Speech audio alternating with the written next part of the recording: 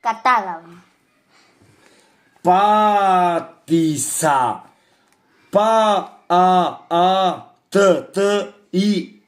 Ή αυτό θα χρησιμοποιήσεις ή χωρίς αυτό.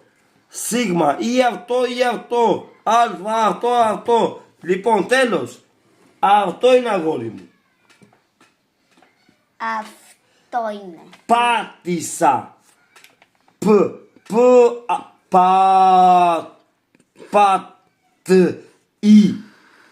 Θα χρησιμοποιήσεις αυτό ή αυτό. Μήπως θέλω να χρησιμοποιήσω αυτό. Οτιδήποτε. Ή αυτό ή αυτό, το ίδιο είναι. Πατήσα. Εδώ πάνω. Με εδώ. Εδώ σ.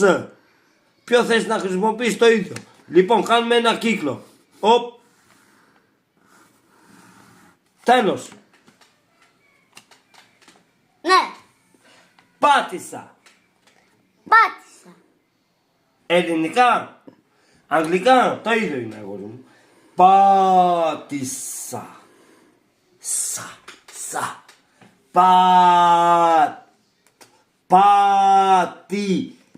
Πάτησα. Αλφα. Τέλος. Το ίδιο και εδώ. Και εδώ. Πάτησε. Σίγμα. Δες.